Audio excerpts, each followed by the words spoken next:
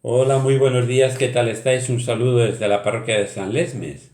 Mirad, hoy vamos a escoger en lugar del Evangelio, vamos a fijarnos en el texto del profeta Jeremías, que es una parábola en acción, es un gesto profético.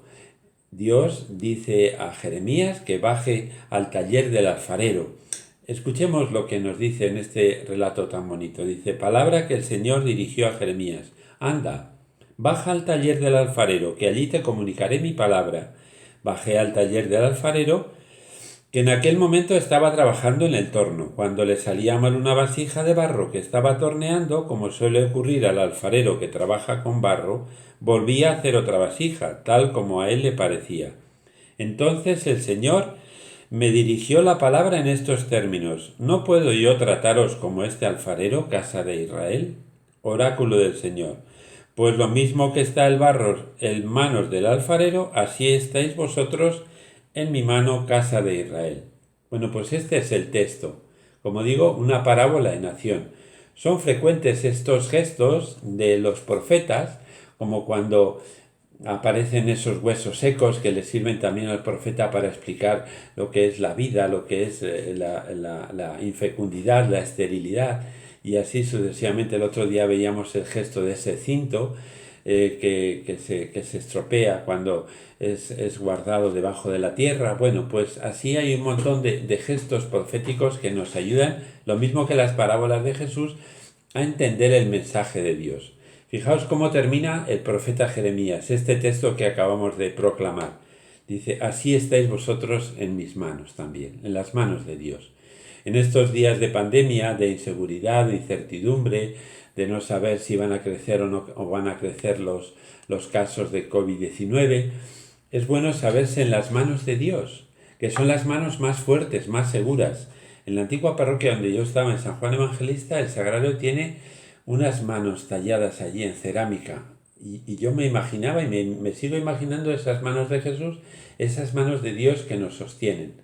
Mirad, pensar que estamos en las manos de Dios no es solamente una fantasía, una proyección psicológica, sino que es una certeza. Para mí es una certeza saber que estoy en las manos de Dios, como ese niño al que el padre lanza en el aire y espera. Esas manos de Dios esperan a que ese niño caiga, ¿no? Y el niño, cuando está en el aire, cuando no tiene ninguna sujeción, se ríe. ¿Por qué? Porque sabe que debajo están las manos del Padre. Por eso digo que nos sentimos en las manos de Dios, que nos va modelando, que nos va haciendo a su imagen, con el recuerdo de aquel primer barro, aquel barro primigenio que aparece en el libro del Génesis, ¿no? Qué bonito cómo ese Dios alfarero va creando al hombre y luego sopla en él ese aliento espiritual. Bueno, todo tiene esa hilazón, esa ligazón, esa conexión con ese barro, pero que, como decimos en la canción, ¿no? Como el barro en manos del alfarero, toma mi vida, hazla de nuevo. Hoy podríamos aprovechar para escuchar o para cantar esta canción del alfarero, ¿no? Vamos a fijarnos en tres aspectos. En primer lugar, el alfarero. El alfarero es una persona inteligente, una persona que tiene ya en su mente lo que quiere hacer. Pues va a hacer una vasija, pues va a hacer un florero, pues va a hacer un puchero, va a hacer un botijo. Bueno, pues en la mente del alfarero que es inteligente, ahí está esa idea, esa imagen. Solo necesita que el barro se deje modelar.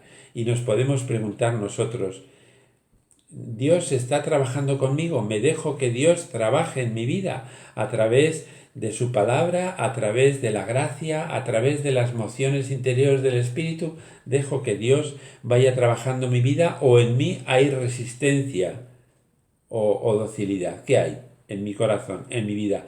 ¿Resistencia a ese Dios que quiere obrar conmigo, que quiere sacar lo mejor de mí mismo? ¿O hay una resistencia de decir, Señor, no me compliques la vida, no me exijas, no? El alfarero, que es Dios, ¿no? Que tiene en su mente un proyecto para cada uno de nosotros. Lo mismo que el alfarero tiene también un proyecto para ese barro. Segundo, el barro es inerte. El barro, sobre todo cuando está seco, pues bueno, está ahí en un montón.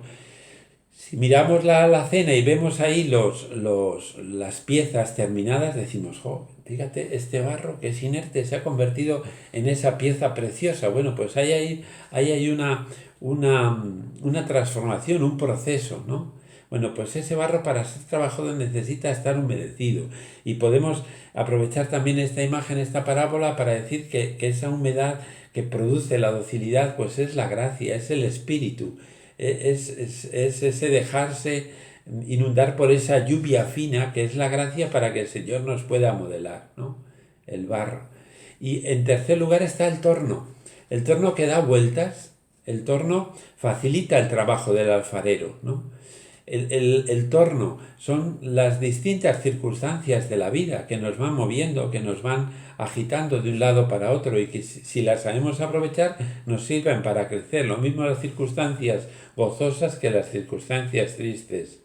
Y luego junto al torno está el horno que hace que ese barro que es frágil y que aunque esté seco necesita ese toque del horno. ¿Para qué? Para que se haga más resistente. Porque aunque esté terminada la vasija, si no se mete al horno, pues como que queda incompleta, ¿eh? Parece bonita, pero si viene la lluvia o alguien tiene un descuido de tocarla, pues se puede deformar, ¿no?